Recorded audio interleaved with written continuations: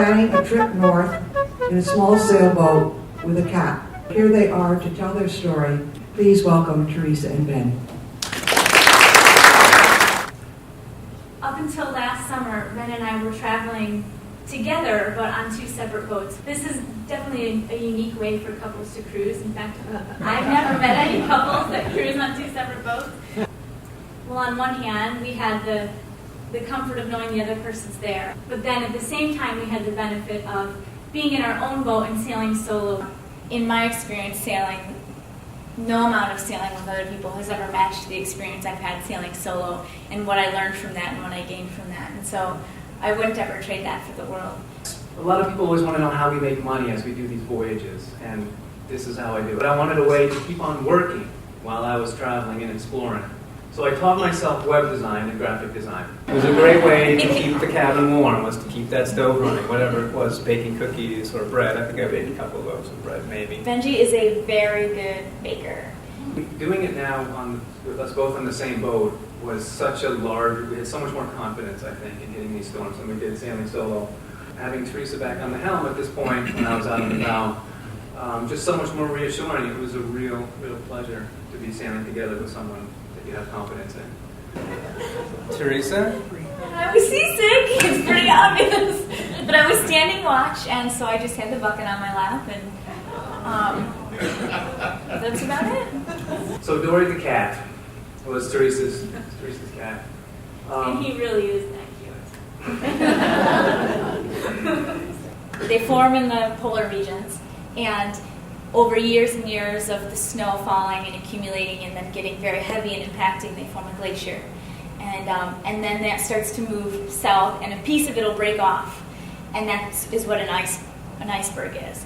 The smallest ones, little bits of ice, are called bergy bits, and then the next size up is called a growler. It's hard to tell in this picture, but that iceberg is probably about the size of a house with a two-car garage. We heard this bam, and it sounded like a cannon firing, and we're like, what was that? We thought something on the boat broke, or who knows? We had no idea what it was. And it turns out a chunk of the iceberg had broken off. We were looking for a big iceberg. Luckily, there was one coming down, we found out. It was called the Peterman Ice Island because it came from the Peterman Glacier. And by the time it got to us, it was it had broken into two pieces, and it was a little bit smaller than that, but it was still really big and really cool. And it had actually grounded out 5 miles offshore. Usually they come in close to shore and they ground out, but this one was grounded out in 350 feet of water. It's the fishing boats going out and harvesting some of the ice. They use it to make vodka. There's a company up there called Iceberg Vodka.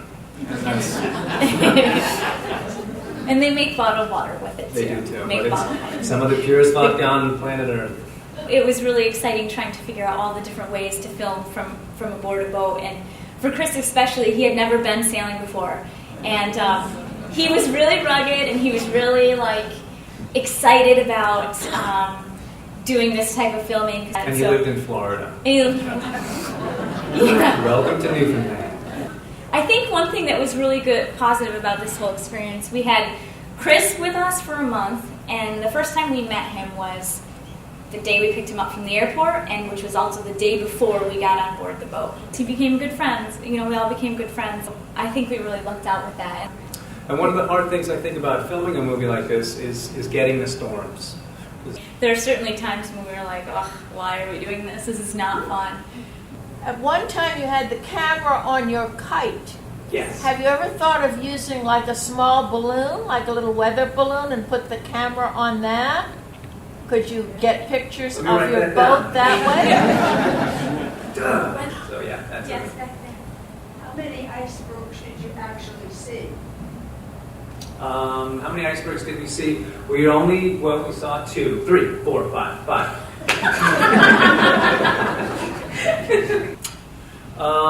What did we do about provisioning? Sorry, is there more? What did we eat? Cookies and ramen. No. But you can't get real ramens in Canada. You have to get Mr. Noodle. Not good. It's not. If you thought ramens were bad, Mr. Noodle.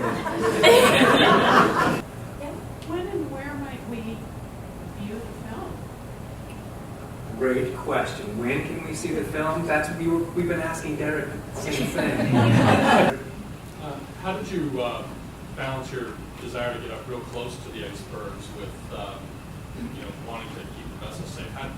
She yelled at me when I got too close. Yes, back there. What adventure do you have planned for this year? Or it doesn't have to be a bigger adventure, but. What adventure do we have planned for this year? Well, right now I'm trying to write a book, and that's been a very grand adventure for me.